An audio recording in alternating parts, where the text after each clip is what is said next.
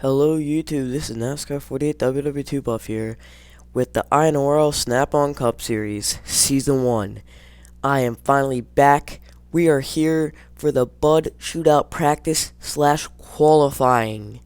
This practice will determine who gets into the Bud Shootout since it is only Season 1. And let me tell you how you get into the Bud Shootout. The top 24 will qualify into the Bud Shootout. So the top 24 times get to the Bud Shootout. So it's going to be a great day today. Going to be a great day today for this practice. We're back. I'm back. Back to commentating. It's been a long time. But I'm ready. Sorry, I got a little bit of sinuses are acting up right now. But besides that, it's a beautiful day down here in Daytona. Let's get started. First out on to the track. Looks like the 38 of James Shelley. One of the last drivers to get a ride for Front Row Motorsports, which is owned by James Shelley. And the other car for Front Row Motorsports would be Chris Dollerton in the 34. Shelley getting right on up to the back straightaway. Ooh, slowing down for some reason, but speeding back up. Doesn't look to be a problem. Next car out is Chris Washer, the second car for Sega Motorsports that is owned by Trent Dunham. His teammate Trent Dunham is in the one car. Chris Washer was one of the late ones to get onto the team. He rolls off the grid. Well, not off the grid, but he rolls out onto the track. See if he can get that fast time. Next one is Pichu London. Drives the 10 car for Togger Motorsports. Has 3 other teammates, which are Max Hender in the 4, David Valzak in the 14, and Kyle Sinoski in the 41. And the 47 of Noah Hart, a single car operation, which is Hart Motorsports. He also owns a team driving that beautiful American flag USO machine. Next one out is Henrietta Fitzwater. Henrietta Fitzwater in the 43, which is owned by the Fitzwater Motorsports and is owned by Zachary Fitzwater. Dylan Young is next out in that famous number 2 2 car for that Miller Lite. He also owns Penske Motorsports, which is owned by Dylan Young right there. His teammate is Sam Young in the 22. And we have a lot of cars coming out. Dylan Young going to draft off the 38. Now, if people want to get into the thing, they're going to have to find a large pack, and they're going to need a draft. Next, right behind them is Andreas Allen, who owns Swan Racing, which he also owns. Now look at this, 2 RCR affiliated cars. Wait, no, never mind. My fault. The 4 is not RCR, but the 78 is a Birdie Talley. He's a RCR affiliated. He drives a number 78 Furniture Row car, which he owns. His brother's also in the field, but his brother drives a different car. Here's Max Tender behind him in that 4 number Budweiser. Budweiser number 4. God, I can't talk today. It's a long time since I commentated. It looks like these two are hooked up to try to get a fast time. So far, that 26 of Andreas Allen has been leading, but I think the 4 and the 78 may be able to pull something off. Timur Delrick, the 66, running 25th right now. He has no drafting partners. He was, I believe, the last person to sign up, and he got the 66 and runs for MWR, which is owned by Jake Rogers. And then you have Sam Young in the 22, drives for Penske Motorsports. His brother is Dylan Young, who owns Penske Motorsports. Now here we go. We have the big pack right here, it looks like. Got Paul Swanson, Mark Hulbert, Austin Talley, James Silverfox, Brendan Patterson, and Aaron Mason. Looks like they're going to catch Sam Young soon. Got 2 Roush Fenway cars working together and 2 Hendrick. Looks like that Toyota there in the middle of Austin Talley's all by himself in this pack. Paul Swanson, relatively new to racing, trying to get a hang of these stock cars, and maybe hopefully he can get a championship. Brendan Patterson, he raced way back indoors, so he got a win, I believe only his second start of the season.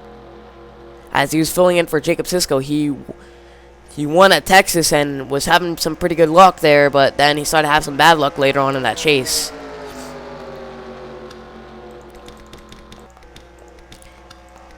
Here's Mark Versky. He drives for KSI, which is really only a development driver team. And he's hoping to maybe do good for them. And then KSI is also thinking about it becoming a full-time team in the Snap-On Cup Series. They're going to race full-time, but they're not really going to try to compete full-time. Well, Versky will definitely try to get those wins. Then you got David Walzak. He's from Poland, not much racing from there, but trying to get a hang of these stock cars as his team is owned by Trek Tolger.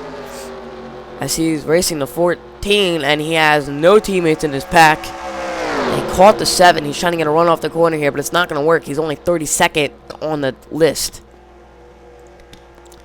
Got Jake Baskinger, who owns Joe Gibbs Racing, and they're going to go 4 wide. This is maybe not something that they want to do in practice. Not the smartest idea. Are we going to see our first wreck in practice? No, we're not. They're going to go back to 3 wide. No, they're going to stay 4 wide. Jake Baskinger's teammate of Charles Jackson, the Mayonnaise Man, is going to make it 4 wide, but it looks like they'll hold it. Baskinger's 10th on the list. I guess they are not holding back. Charles Jackson also runs for Joe Gibbs, which is owned by Baskinger. He's 29th on the list, nowhere near his teammate in the 18. Got Alex Allen, who also runs for Spawn Racing, that 30 car, one of the latecomers.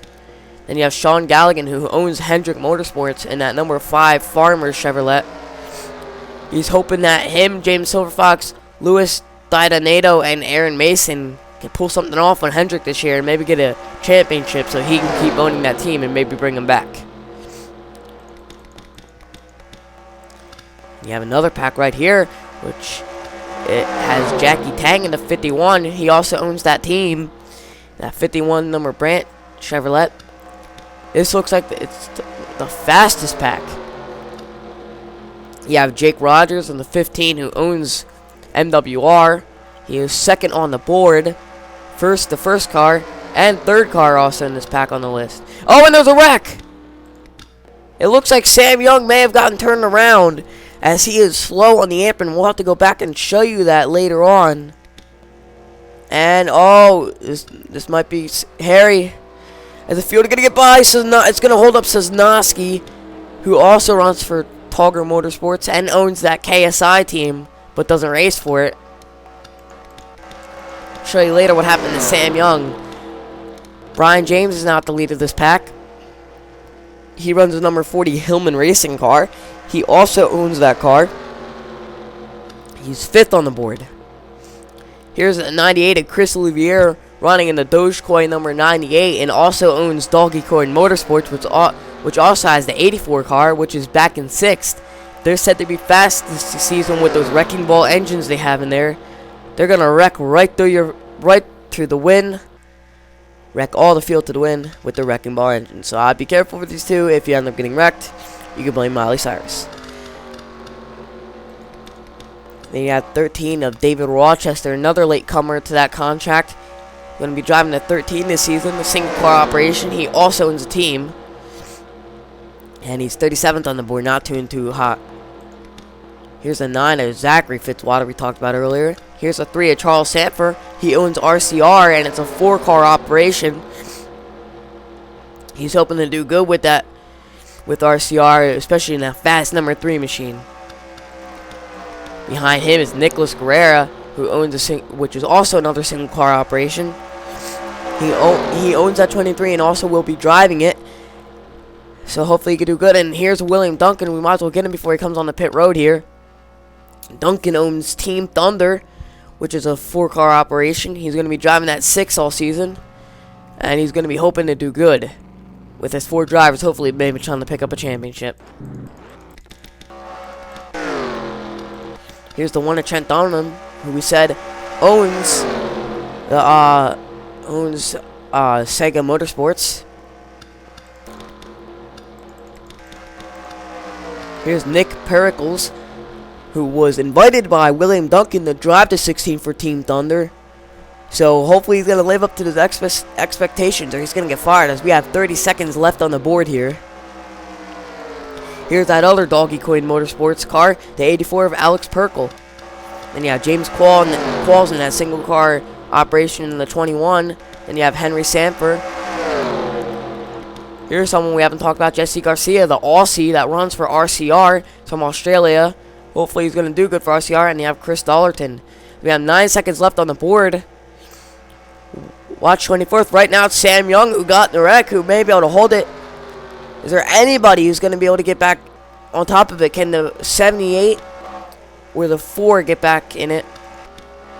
Looks like Louis Diodato is locked in as he's just come down. He's probably going to bring it right back down pit road. Aaron Mason is going to probably come back down along with Paul Swanson. Got Patterson, Silver Fox, Washer, David Balzac, Andreas Allen, and Tamor Delrick, as these drivers are finishing up their last laps. And no, the 22 got knocked out. The 30 took the spot. And now the 47 took the spot. Everybody's battling for 24th.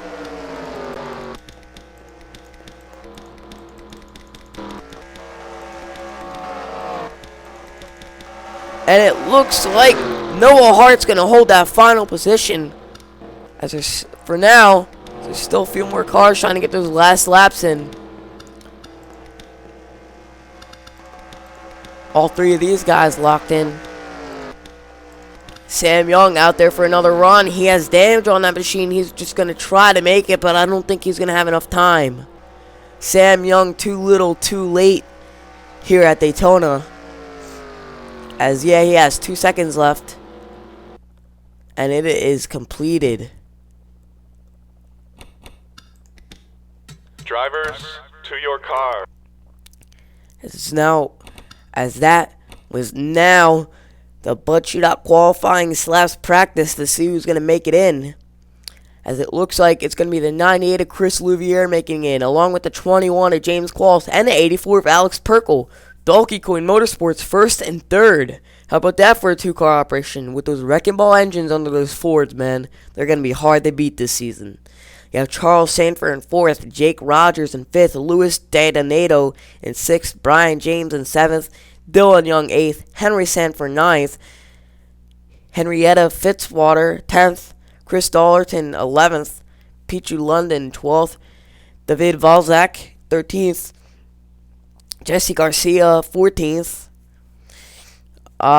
Nicholas Guerra 15th, David Rochester 16th, William Duncan 17th, Zachary Fitzwater 18th, Tamor Delrick 19th, Andreas Allen 20th, James Shelley 21st, Chris Washer 22nd, Jackie Tang 23rd, and rounding out the people who will qualify will be Noah Hart 24th. I will now show you from 25th down the drivers who did not make it into the show. And Alex Allen did not make it, Sam Young did not make it, Austin Talley, Jake Baskinger, Brendan Patterson, Sean Galligan, Aaron Mason, PJ Williams, Charles Jackson, James Silverfox, Mark Versky, Mark Holbert, Trent Dunham, Nick Pericles, Paul Swanson, Brody Talley, Max Tender, and Kyle Sanofsky did not make the show. Looks like they're going to have to look forward to the duels and the Daytona 500, as we're going to leave you from Daytona, as the Bud Shootout will be coming soon. Congratulations to all those 24 drivers who made it into the show. Good luck. Let's see who can win the Bud Shootout. Actually, almost forgot, we better show you the wreck between Sam Young, and it looks like he's between Hendrick Motorsports here. Getting sandwiched between them. It looks like he just had nowhere to go because the 88 was not giving room, and he gets turned up in the wall. Silver Fox getting a piece of it. The 11 getting a piece.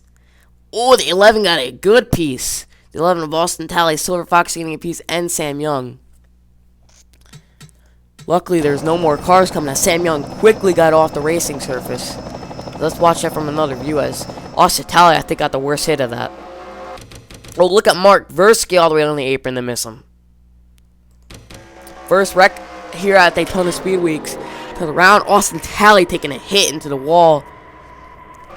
Sam Young looked relatively fine. Probably just got a lot of cosmetic damage. But I think Austin Talley has a lot of suspension damage on that 11 machine. So let's take an onboard here with Austin Talley.